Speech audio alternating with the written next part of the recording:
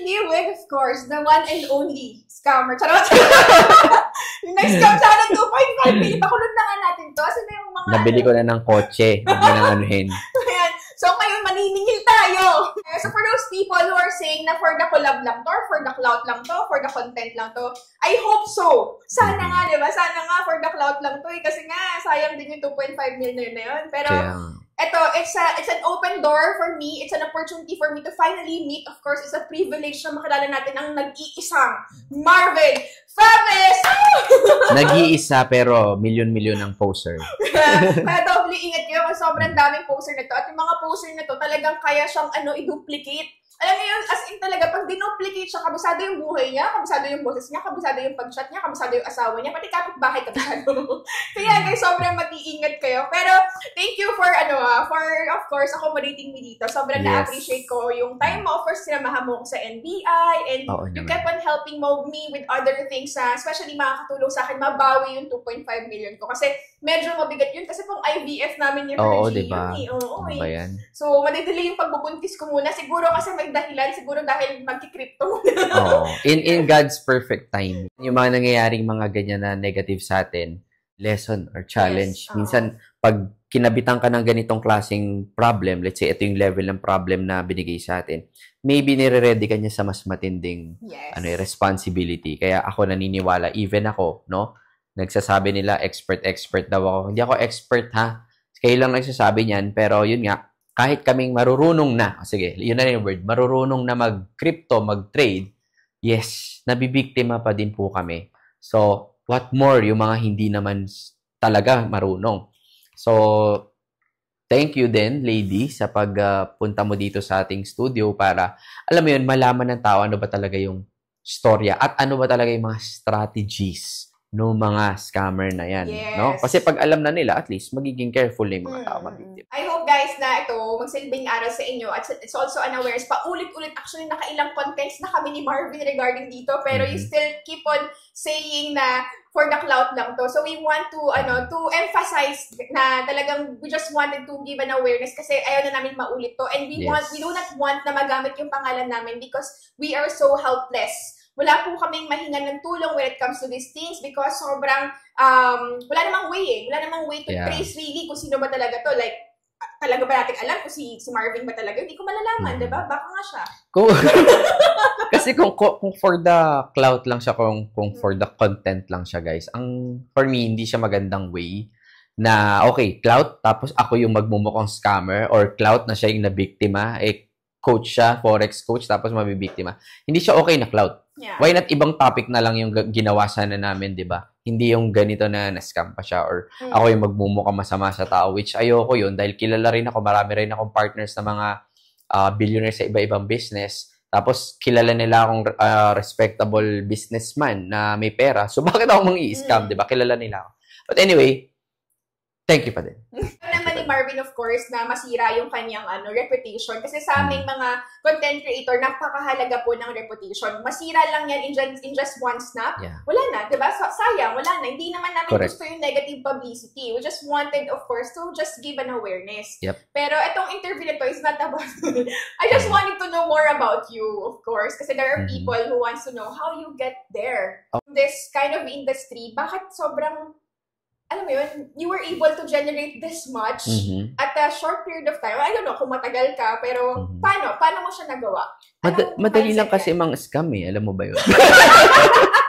Actually, joke lang guys. Hindi, nanggaling ako sa family, separated kasi yung parents ko noon. So nakita ko yung dalawang side. Yung mom side ko na hindi naman talaga ka well off. And yung dad ko na saktuhan lang din naman, hindi naman mayaman or what, no? May poultry sa farm, sa Bulacan. Mom ko is an employee. So, nako-compare ko yung side nito tsaka side nito. Nakita ko yung buhay na, mga negosyante, ito yung gusto kong side. So, bata pa lang ako, gusto ko nang yumaman. But I don't know how. Paano? Anong way akong yayaman? So, nag-empleyado muna ako para makaipon-ipon ng konti, nasali sa mga networking, which is nabanggit ko rin naman sa mga podcast ko kung napanood ninyo.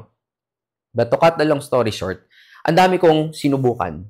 No? Ang nakikita kasi ng tao ngayon is yung mga successful businesses ko na. Andyan yung club, restaurants, mga rehabilitation, meron din ako. Yeah, Tipsy Pig, kung makain kayo doon. Madaming man ako negosyo na itayo. But hundreds na siguro rin yung mga negosyo kong nag-fail. Parang sa trading, ilang beses din naman akong nalugi ng milyon na rin, no? Bago ako naging masasabi ko na profitable trader na ako. Ilang beses din ako nasunog. And siguro dahil nagsimula lang din ako nung medyo maaga-aga.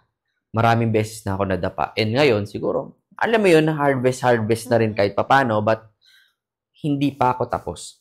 Nagsisimula pa lang ako, no? Kung ano man yung sinasabi ng tao na success ko ngayon, hindi pa. Napakalayo pa dun sa gusto kong puntahan. And ayoko nang isipin yung pera pa sa future. Gusto ko mag-retire ng maaga. Anong age mo gusto mag-retire? Ngayon kasi nasa 22 ako, so... Joke lang. Sabi nila, life starts at 40 daw, di ba? Pero gusto ko mga 40, wala na talaga akong ginagawa eh. Pero if you will be speaking to yourself, who is 20 years old self, what would be your advice? Sa age mo ngayon na, 22? Anong ma-advise mo sa 20? 2 years ago, ang ma-advise ko lang sa sarili ko, build more, relationships, no? Kasi yan yung pinaka number 1 sa akin. The more na magaling ka mag-build ng relationship, yung network mo, madali nang umangat eh. Because maraming right people eh. Kunyari, magne-negosyo ka. O ito, sis maganda relationship ko, why not? May matututunan ako sa'yo or ako may maipapasa sa'yo. And ang dami mong kaibigan. Parang ang logic ko lang ganito. Gusto kong magkaroon ng 1 million. May 1 million akong friends. Hingan ko tig-pipiso, may 1 million ako. So parang ganun yung logic. Mas madami kang connection, kaibigan, na-build na relationships, mas madali ka magiging successful. Kasi yung opportunity, madaling pumasok kasi ang dami mong connection. Minsan, ang difference lang naman natin sa ibang tao is, kaya sila mas mayaman sa'yo or kaya sila billionaires kasi may alam sila na hindi mo alam. Paano kung kakilala mo sila? Maganda yung relationship mo. So, kakakausapin mo yung 20 years old mong sarili, sana mas nakapag-build ka pa ng more relationship. Mag-build ka pa ng more relationship. No? Kasi marami tayong minsan may mga taong, alam mo, kinakat mo na yung bridge minsan dahil hindi siya okay or masyado siyang Kumbaga, bawasan mo yung mga taong nakakagalit mo, toxic, mga negative people. Damihan mo yung mga positive na tao sa paligid mo. Huwag ka matakot na magkamali. Yun ang sasabihin ko sa 20. Huwag ka matakot magkamali, Marvin, ha? Kasi part yan. Damihan mo na yung pagkakamali mo 20s pa lang. Normal yan. Huwag ka masyado ma-stress.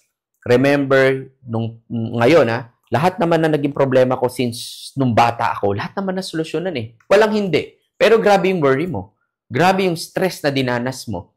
Lahat naman na solusyonan. So, parang gusto ko lang ipat sa back na parang, okay lang yan. Kumbaga, okay lang magkaroon ng mistakes. Matututo ka dyan. So, anong siguro yung pinaka-bottom rock mo na experience sa life mo? Natingin mo, makonsider mo na ito yung naging pinaka-breakdown ko and then after this, nagkaroon ako ng breakthrough. Alam mo, yung breakthrough kasi nangyari sa akin yan financially nung mga 2019, 2020. Yan yung talaga medyo lumipad ako, no?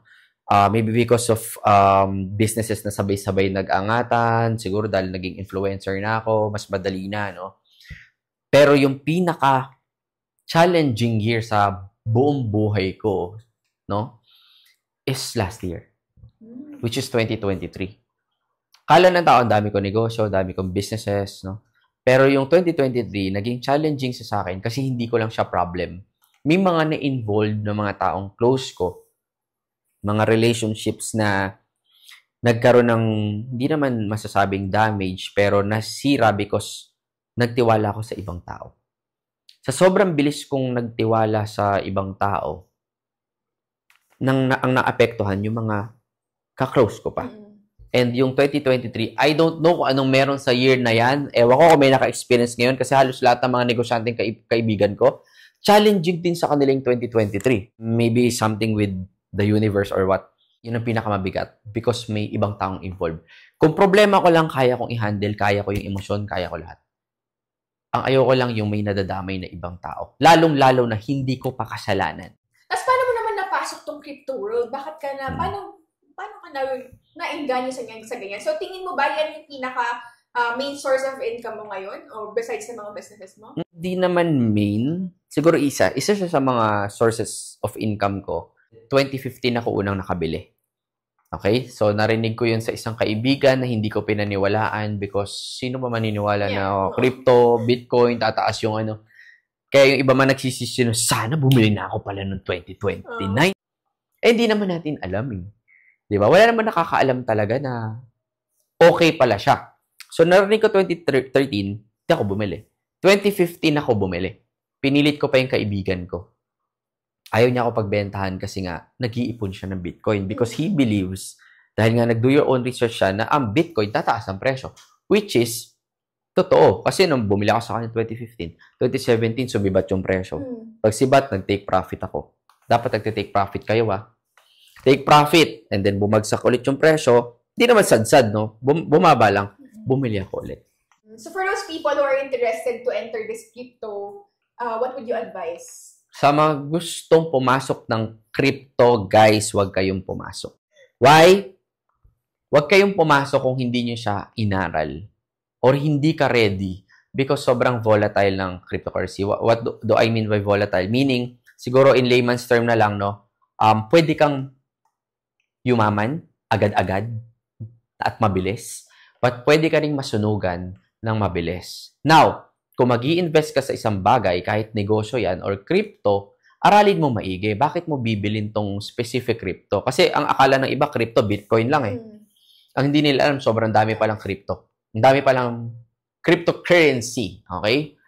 May Bitcoin, may Ethereum, may BNB, ang dami. So, let's say, bibili ka ng crypto, aralin mo. Ano ba tong crypto na to? Bakit ko ba binili yung Bitcoin? Bakit ko ba binili yung Ethereum? Para saan ba siya? And that's ito yung reason, kaya ako siya binili, naniniwala ako dito, wala kang sinisising influencer. Ay, narinig ko kay Lady na Bitcoin daw, bumili siya, itataas daw to the moon. Pagbili niya, boom, bumagsak. So, sinisi mo si Lady. Sabi ni Lady, bumili. So, wag ganun. Kailangan ikaw mismo yung nag-research. Lalo na kung beginner ka. Okay? Wag mong papasukin agad-agad. Even Forex. Okay? Hindi porket nakabili ng Lamborghini si Lady, ikaw, papasukin mo na agad yung Forex. Yes, possible mangyari, but unahin mo muna yung knowledge. Unahin mo muna yung pag-aaral. Umattend ka muna ng trainings niya, silipin mo muna yung mga live webinars niya before you even invest.